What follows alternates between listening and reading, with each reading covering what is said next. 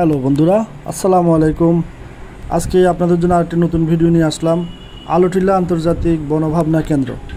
এটি হচ্ছে আমাদের এই আলোটিলা পর্যন্ত থেকে একটু সামনে খাগড়াছড়ি যাওয়ার পথেই ডান হাতে পড়ে। আমরা এখন উঠবো উপরে, দেখি উপরে কি কি আছে, আপনাদেরকে কি কি দেখানো যায়। তো এটা শুনেছি অনেক সুন্দর। এটা এখানকার যারা উপজাতি আছেন ওনারা এটা করেছেন, যারা বুদ্ধিস্ট তাদের জন্য। এই যে দেখেন, এটা হচ্ছে মেইন গেট। এই মেইন গেটে আমরা এখান থেকে শুরু আর কি, এখান থেকেই ঢুকবো। তো এখান থেকে ঢোকার পরে যে আপনাদেরকে দিলাম আলোটিলা আন্তর্জাতিক বনভাবনা কেন্দ্র নাম। এটা ঢুকতেই প্রথমে যেই গেট আছে, গেটের বাম পাশে এবং ডান পাশে দুইটা মূর্তি আছে ওদের, বুদ্ধ মূর্তির। এই মূর্তি তো কী নাম তা তো জানি না, কিন্তু কারুকার্য এবং তাদের রং সব কিছু মিলে সুন্দর লাগতেছে। তো আসেন আমরা একটু ভিতরে ঢুকি। ঢুকতেই প্রথমে পাবেন আপনি যে একটা বসে আছেন মূর্তি, এরপরে আরেকটা আছেন দাঁড়িয়ে। এইসব মূর্তির নাম তো আমরা জানি না, তবে এখানে লেখা আছে, হয়তো আপনারা পড়ে দেখবেন। এখানে অনেক কিছু লেখা আছে। শ্রদ্ধেয় শ্রীমৎ নন্দপাল, এটা ওনাদের কি ধর্মীয় হিসেবে কি এটা জানি না। তো দেখেন ওনাদের এই সৌন্দর্য, যে মানে একেবারে স্বর্ণের রঙে খচিত করে এই মূর্তিগুলি ওরা বানায়, দেখতে অনেকটা সুন্দর। এটা হচ্ছে বাবু চন্দ্রলাল চাকমা, স্ত্রী মিসেস ঝর্ণা চাকমা। ওনারা সম্ভবত এইটার দাতা, মানে এই জায়গাটাকে দিছেন। এখানে স্টাফরা যারা আছেন এখানে ভিতরে ওরা থাকে। এটা ভিতরে হচ্ছে আরেকটি মূর্তির ঘর, ওদের বুদ্ধ মূর্তি। ঘরটা অনেক সুন্দর।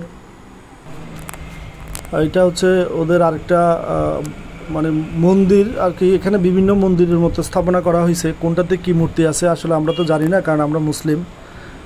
তো আমরা আসলে ভিডিও করার জন্য এবং আপনাদেরকে আমাদের এই খাগড়াছড়ির বিভিন্ন ঐতিহ্য সংস্কৃতি দেখানোর জন্যই আমরা ভিডিওটা করছি। এটা হচ্ছে ওদের মন্দিরের ভিতরের অংশ। ভিতরে এই যে মূর্তি দেখতে পাচ্ছেন, এটা গৌতম বুদ্ধর মূর্তি আছে, পাশাপাশি আরেকটা মূর্তিও আছে। এটা এনার বাহিরে, এই যে মন্দিরের বাহিরের যে ফুল সৌন্দর্য বর্ধনের জন্য এই ফুলগুলি দেওয়া হয়েছে।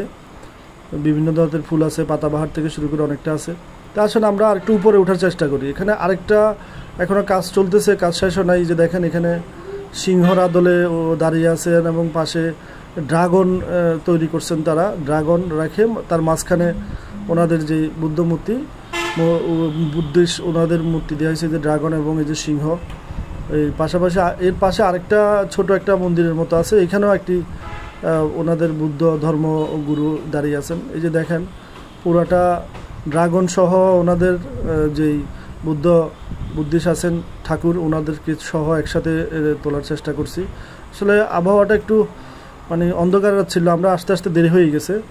এটা হচ্ছে যে ওদের মেইন মন্দিরের উপরের অংশ। নিচে মন্দির আছে, উপরেও মন্দির আছে এবং ছাদও আছে।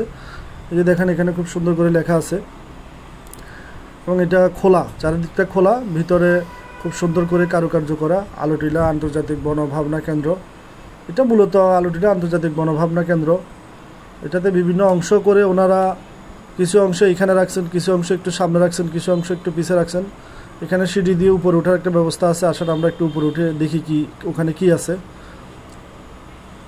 এখান থেকে আসলে পুরো খাগড়াছড়িটা দেখা যায়। যা পাহাড় দেখতেছেন এগুলো সব খাগড়াছড়ির মধ্যেই। ও এটা তো গেটে তালা লাগানো, আমরা অবশ্য ভিতরে ঢুকতে পারবো না। তো আপনাদেরকে কিছু অংশ দেখাই। চারিদিকে খুব সুন্দর করে আপনার দেওয়া আছে, গ্রিল দেওয়া আছে। তো এই যে পুরাটা আলোটিলা, এই সাইডটা যেটা খাগড়াছড়ির পাশেই, অনেক সুন্দর। আসলে এটা যে জুম চাষ করা হয়েছে, জুম চাষ।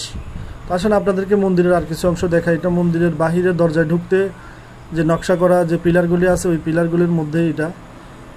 আসলে এটা না দেখে বুঝবেন না। আপনাদেরকে আমরা যতটুকু দেখাচ্ছি, এটা আমরা মোবাইলে দেখাচ্ছি, বাস্তবটা অনেক সুন্দর।